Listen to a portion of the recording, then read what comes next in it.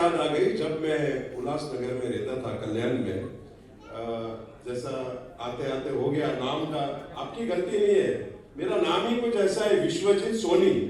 तो एक अनाउंसर आया, दीपक शर्मा नाम था, बोला अभी तुम्हारा एंट्री करेगा, नाम क्या तुम्हारा बोलने का है बोलो। बोला विश्वजीत सोनी। ओके, अब वो गया स्टेज पे गया, देखना खाली मेरा चेहरा देखना, बॉडी मूवमेंट देखना। हाँ, अभी आपके सामने मैं जिसको पेश करने जा रहा हूं उसका नाम है, यार नाम लेने से पहले जोरदार तालियां होनी चाहिए। हाँ, तो अभी जो कलाकार आएगा आपको हंसाएगा, उसका नाम है, नाम लेने से पहले एक बार बोलो गणपति बापा, गणपति बापा। हाँ, अच्छा, सब लोग खाना खा के आया है। हाँ, जिस कलाकार को मैं बुलाने जा रहा हूं उसका नाम है, नाम लेने से पहले थोड़ा यार और एक बार तालियां आनी चाहिए। मैं समझ गया, नाम भूल चुका है, मैं समझ गया।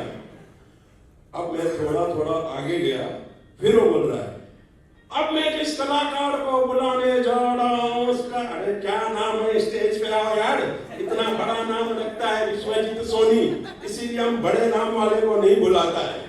वो दिन है, आज का दिन है, वो आदमी वीआईपी को ही बुलाता है। बोला इतना बड़ा नाम वाला इधर नहीं चाहिए। थैंक यू वेरी मच, बहुत बहुत शुक्रिया। मौजूद है और उनकी मौजूदगी में हम भी मौजूद है।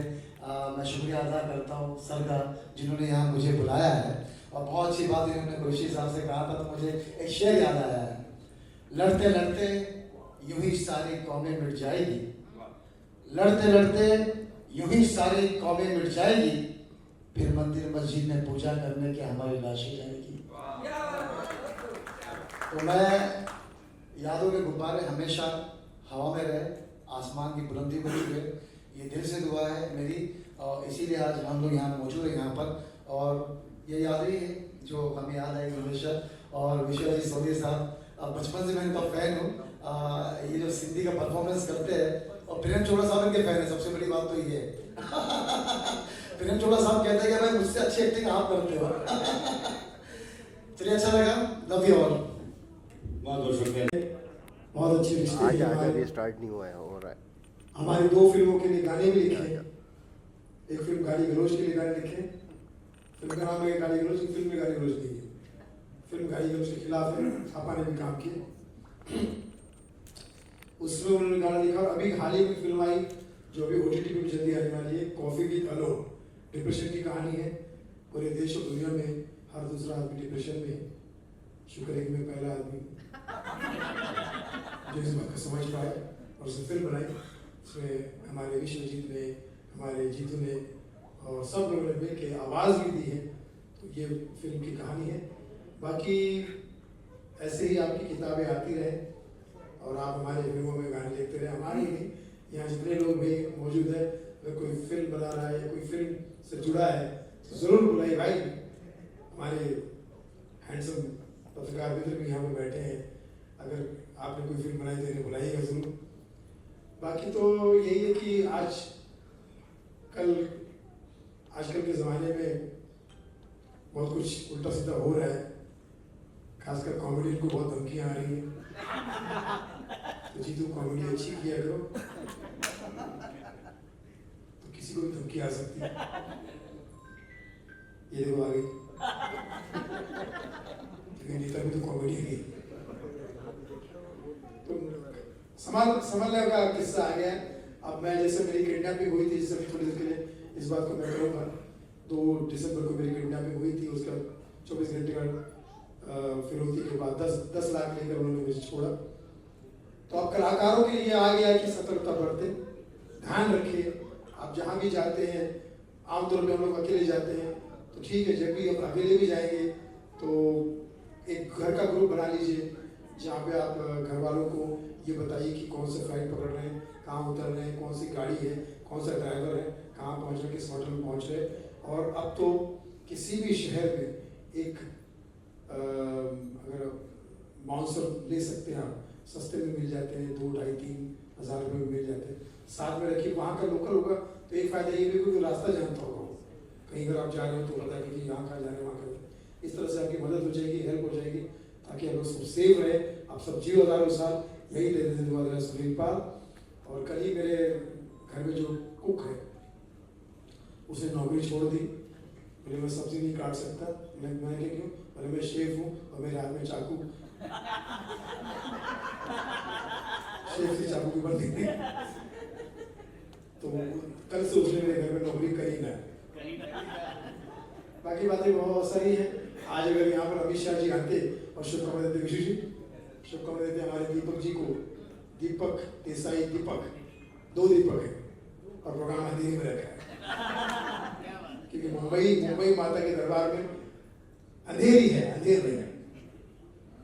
तो हाँ जी, जिसको समझ में आया होता है से अभी भाई समझ में आया। अभी भाई खास मित्र अमित शाह जी अगर आज यहाँ आते तो शुभकामनाएं कैसे देते। अमन जी सुनिएगा, इस प्रोग्राम में एंकर अमन को इस तरह रखा गया कि मैं चाहता हूँ कि प्रोग्राम अमन के साथ आगे बढ़े, सुकून के साथ आगे बढ़े, शांति के साथ आगे बढ़े। तो दीपक जी आपकी इस किताब को, यादों की गुब्बारों को शुभकामनाएं देने के लिए एक ही आवाज दिया हमारे अमित शाह जी। रहे क्लासिक में आए हुए, रहे क्लासिक में आए हुए मेरे मान्यवर और मान्यवधुओं को मेरा संपूर्ण समर्थन है।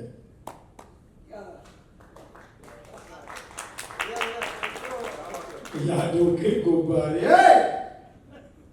ये संग्रहालय लिखने वाले हमारे दीपक भाई, दीपक ये भी गुजराती है, मैं भी गुजराती हूँ और आप सब भी गुजराती हो, क्योंकि अब पूरे देश में गुजराती की सरकार है।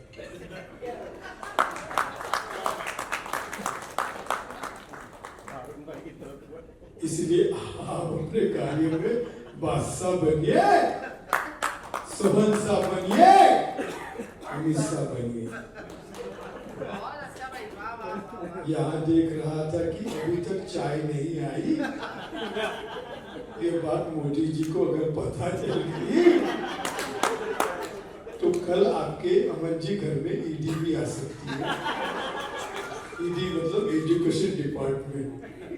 तो आप अपना ध्यान रखिए, आपका जय हो, मेरा हो चुका है। यहाँ हमारे पत्रकार मित्र अब्दुल, ये देखिए इत्तेफाक की बात है कि इनका नाम अब्दुल है, पैदा होती है तय हो गया था कि पत्रकार ही बनेंगे, क्योंकि ये नाम जो है अब्दुल, इसके लिए रफी साहब ने गाना ही गा दिया, आते जाते हुए मैं सब पे नजर रखता हूँ, नाम अब्दुल है मेरा, सबकी खबर ये वही अब्दुल है। बहुत शुक्रिया दीपक भाई, बहुत हमारे को दिव्या, तुम एक बहुत ही प्यारे बच्चे हो, लाडले हो और अच्छा काम करते हो, पिता के साथ में हमेशा रहते हो। अमन भाई आप पूरा परिवार है। रमेश गोयल जी बहुत ही सीनियर कलाकार, यहाँ देखिए बच्चे से लेकर बुजुर्ग सबका आशीर्वाद मिल रहा है। ये किताब वाकई जब तक दुनिया में यादें रहेंगी, यादों के गुब्बारे रहेंगे।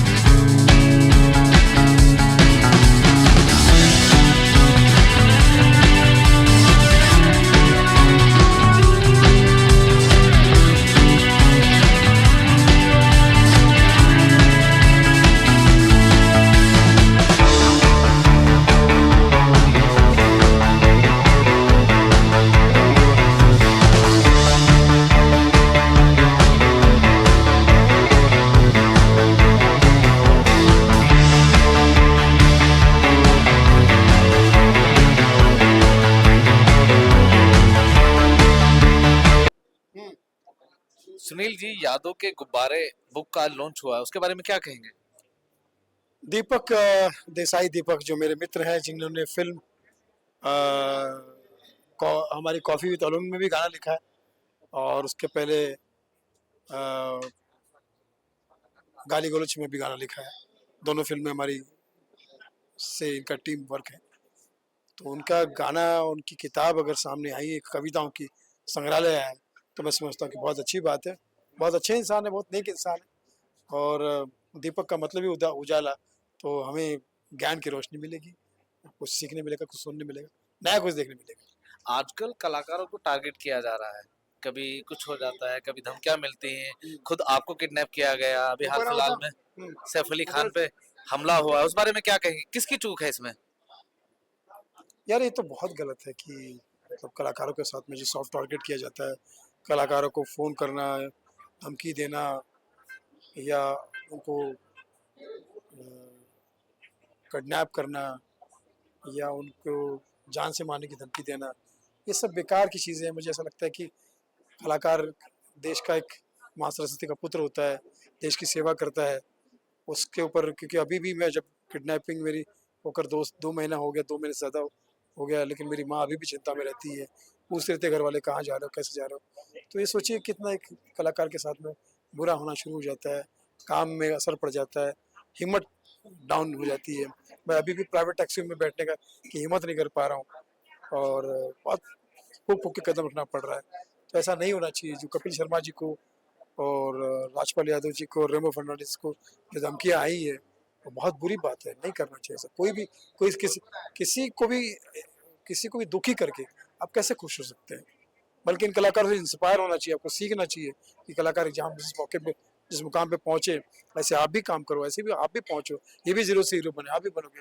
लेकिन अगर हिंदू, मुस्लिम, सिख, ईसाई, किसी भी धर्म में ये सब चीज़ें बहुत बड़ा आतंकवाद माना जाता है इस चीज़ को, बहुत बड़ा, बहुत कुकर्म है ये।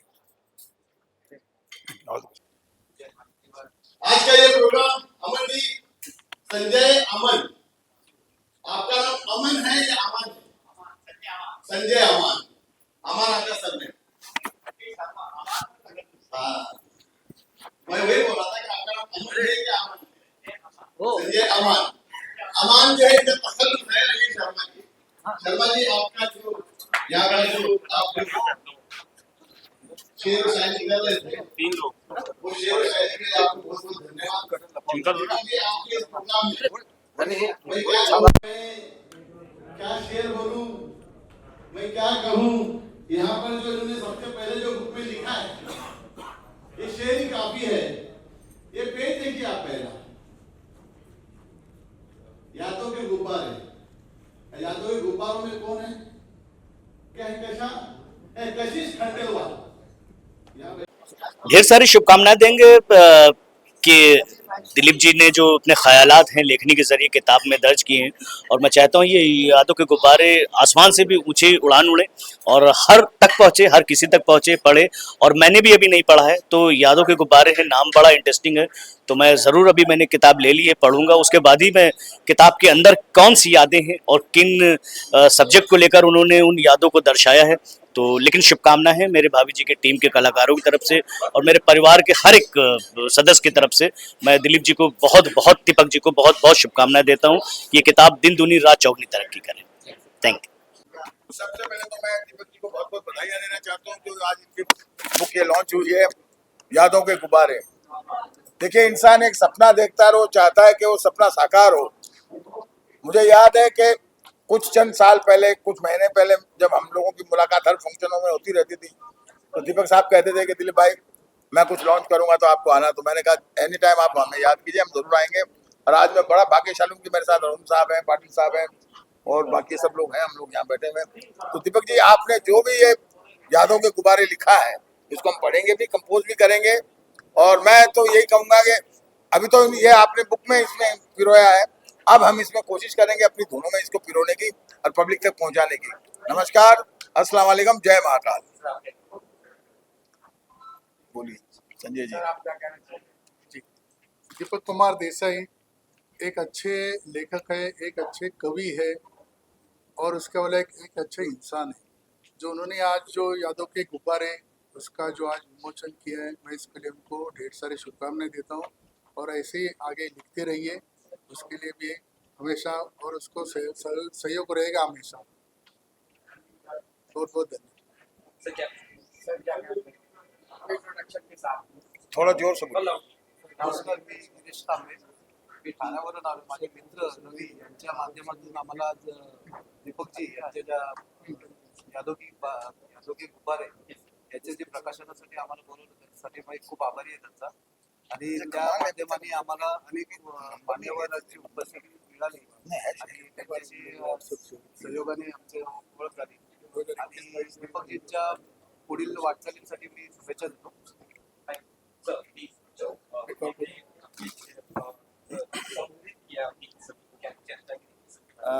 यादों के गुब्बारे इस किताब का आज यहाँ पर इजरा किया गया और इसके मुसन्निफ लेखक जो शायर भी हैं, लेखक भी है, हमारे मित्र दीपक देसाई उर्फ दीपक, उनका तखल्लुस है। मैं उनको इस किताब के लिए बहुत बहुत बधाई देना चाहता हूँ। इस किताब में इन्होंने बहुत सुंदर जो कविताएं लिखी है, हिंदी में लिखी है, गुजराती में भी लिखी है और उन्होंने जो शुरुआत जो की है, ये पहला ही जो उनका जो शेर है, इस शेर को पढ़ने के बाद जो भी आदमी पहले इस शेर को पढ़ेगा वो इस किताब के आगे बढ़े बगैर या पढ़े बगैर नहीं रह सकता। मैं इनको इस अच्छी कोशिश के लिए मैं उनको शुभकामनाएं देता हूँ, तहे दिल से शुभकामनाएं देता हूँ और ईश्वर से अल्लाह से ये दुआ करता हूँ कि आप दिन दुगनी और रात चौगनी तरक्की करें। बहुत धन्यवाद। क्या कुछ कहना चाहेंगे? आपकी किताब आई है, सभी मान्यवर आए हैं, आपको बधाई दे रहे हैं। पहले किताब के बारे में बताइए, किस तरह से सोचना किया है, उसके बाद मेरी किताब की कहानी किसी फिल्म के कहानी से कम नहीं है। मैं छोटे से गांव में किसान का बेटा। इस किताब की आदि रचनाएं मैंने कई साल 40-45 साल पहले की, वो डायरी के स्वरूप में पढ़ी रही। मेरी एक लघु कथा प्रकाशक ने रिटर्न की थी, उसके बाद मैं हताश होकर कोई किताब या कोई अपनी रचना छप पाई नहीं। उसके बाद मेरी बेटी की शादी में श्री सुनील पाल भी आए। बात में मैंने अपनी रचना उनको सुनाई तो उन्होंने पूछा कि भाई किसने लिखा, तो मैंने लिखा। तो सुनील पाल भी बोले कि आपकी किताब लाइए। मैंने कहा कि मैंने कोई किताब छपवाई नहीं। तो सुनील जी ने बोला कि आप इतने अच्छे लिखते हैं तो उसको छपवाइए। मैं बोलते भाई मैं किसान का बेटा हूँ, मैं कहाँ छपवा देता हूँ। तभी सुनील पाल जी ने बोला कि आपने जो भी लिखा मुझे भेज दीजिए, मैं उसे छपवाऊंगा। तो इस किताब की छपवाने की पूरी जिम्मेवारी श्री सुनील पाल जी और श्री संजय मान जी गोपाल अध्यक्ष एडिटर, उनके द्वारा ये किताब प्रकाशित हुई।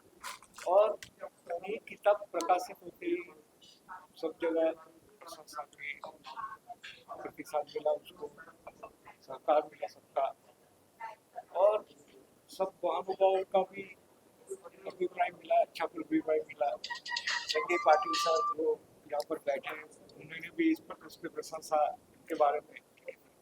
तो इस बात से प्रतीत होता है कि कलम की ताकत कैसी है। मैं छोटे से गांव का किसान का बेटा आज यहाँ मुंबई नगरी में मुंबई फिल्मी हस्तियाँ, टीवी क्षेत्र की हस्तियाँ, राजनेताओं के संग साथ बैठकर अपनी एक किताब का विमोचन उनके द्वारा किया गया। एक कलम की ताकत दिखाती है। कलम बोलते हैं कलम तख्ता भी पलट सकता है, इसका जीता जागता नमूना ये है। और इसके बाद मैं इतना सौभाग्यशाली हूँ कि ऐसी भारत की दो हस्तियों के बारे में मुझे लिखने का मौका मिला। एक अपने बॉलीवुड के पूरा हीरो निर्माता निर्देशक मनोज कुमार जी और दूसरे अपने दो खिलाड़ी ने प्रधानमंत्री श्री नरेंद्र मोदी, युग पुरुष नरेंद्र मोदी मेरा दूसरा पुस्तक प्रकाशित हो चुका है और भारत पुत्र मनोज कुमार जल्दी ही उसका विमोचन किया जाएगा। तो ये कलम की ताकत दिखाती, कलम में कितनी शक्ति है। दूसरी ऊपर वाले, आज से यही किताब में 40 साल पहले मैं खलास हो गया तो मैंने लिखा था कि हमसे ना इंसाफी करने वाले एक खुदा, काश तेरे ऊपर भी अदालत होती। तो आज 45 साल बाद मुझे ये लिखना पड़ा कि हम ही सब्र न कर सके और तुम पर नाइंसाफी का इल्जाम कर बैठे। अब जाके मुझे मालूम हुआ कि क्यों तेरे ऊपर कोई अदालत। ये ऊपर वाले की करामत है कि जो रचनाएं 40-45 तक पड़ी रही, वो इतने सालों बाद दूसरी भी रचनाएं आई उसके साथ नहीं, और इतनी सबको पसंद आई और उसका दूसरा संस्करण भी आ जाएगा और महानुभाव द्वारा उसका विमोचन किया गया। मैं सबका आभारी हूँ और सबका मेरे को बहुत सहयोग रहा। तो जैसे उसके बाद मुझे मुंबई में कई जगह सम्मानित किया गया और मुझे एक बात की खुशी है कि मैं दैनिक भास्कर ने उनके award, excellence award, Gujarat excellence award के लिए मुझे नॉमिनेट किया, जो जल्दी मिलेगा। ये सब उपकार करवाने की बस धन्यवाद। जैसे मेरी पहला संस्करण को आपने अच्छा प्रतिसाद दिया, जैसे इसको भी धन्यवाद। चलिए, थैंक यू। सर, यादों के गुब्बारे बुक का लॉन्च किया गया है, क्या कहेंगे इस पर? मैं यादों के गुब्बारे इस किताब को लिखने वाले मुसन्निफ राइटर हमारे दीपक देसाई साहब को मैं बहुत बहुत मुबारकबाद देता हूँ कि उन्होंने एक अच्छा कदम उठाया है। वो अच्छे लेखक है, अच्छे पोएम है, पोइट्री भी वो अच्छी लिखते हैं, नज़में भी अच्छी लिखते हैं, गज़लें भी अच्छी लिखते हैं। इन्होंने जो आज का जो इजरा मेरे हाथों से करवाया उसके लिए मैं उनका बहुत बहुत आभार मानता हूँ और मैं उनको आगे की जो उन्होंने जो और किताबें लिखने के लिए जो ख्वाहिश जाहिर की है उसके लिए मैं उनको बहुत बहुत धन्यवाद देता हूँ। सैफ अली खान पर हमला हुआ है, उसमें किसकी चूक कहेंगे? सैफ अली खान पर हमला हुआ, उस पर किसकी चूक है वो तो पुलिस उसका ये कर रही है कि किसने किया किसने नहीं किया, लेकिन जो हमला हुआ है वो हमारे कहीं ना कहीं सिक्योरिटी की चूक है और इस सिक्योरिटी की चूक में उनकी बिल्डिंग की सिक्योरिटी भी आती है, हमारी सिक्योरिटी भी आती है। तो ऐसे हमले नहीं होने चाहिए, यही मेरी प्रार्थना रहेगी सभी से। सोशल मीडिया पर ये चर्चा है कि सैफ अली खान पर हमला नहीं हुआ है, वो झूठ मूठ का बताया जा रहा है। एक बीजेपी के बड़े नेता ने भी खुले मन से कहा है कि उनके साथ कुछ नहीं हुआ है, ये घर की लड़ाई है, कुछ और एंगल दिया जा रहा है इसको। नहीं, ये बात तो अभी पॉलिटिक्स से कोई लेना देना नहीं है इसका। जिसने भी कहा होगा, अभी इसकी तहकीकात चल रही है और पुलिस तहकीकात करने के बाद में इससे जो भी निष्पन्न होगा वो निकलेगा और इसके बीच में मुझे कहना ठीक नहीं लगता। आप विधानसभा वर्सोवा के नव निर्वाचित विधायक हैं, विधानसभा वर्सोवा के लिए क्या नए विकास के कार्य संपन्न किए हैं अभी तक?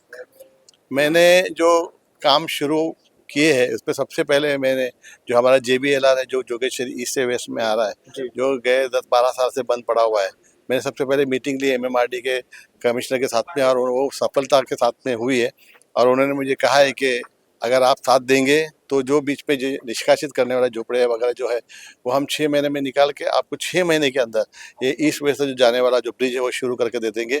उसी के साथ साथ बाकी के जो हमारे जो गार्डन्स है, जो भूखंड हमारे आरक्षित है उस पर काम कर रहा हूँ। और बाकी रोड्स जो हमारे इंटरनल रोड से जो काम जो रुके हुए थे उनको फिर शुरू करवाने का काम कर रहा हूँ। हमारा जो यमुनानगर का जो रोड था जो रुका हुआ था कमिश्नर से मिलने के बाद में वो काम भी शुरू हो गया है और बाकी लोगों के लिए काम कर रहा हूँ। शुरुआत तो हुई है, देखिए इब्तिदाई ही इश्क होता है कि आगे आगे देखना होता है क्या। बीएमसी के चुनाव सर पर है, क्या लगता है इस बार भी आप ही का मेयर बनेगा? बीएमसी के चुनाव सर पर गए 3 साल से, अभी और कितने साल तक रहेंगे और कितने महीने रहेंगे ये तो भगवान ही जाने या तो अदालत जाने, क्योंकि जब तक कि अदालत का फैसला नहीं आता है बीएमसी के चुनाव होने मुश्किल है। और दूसरी बात यह है कि अगर बीएमसी के चुनाव होते हैं तो इस बार भी मेयर हमारा ही बनेगा। Thank you.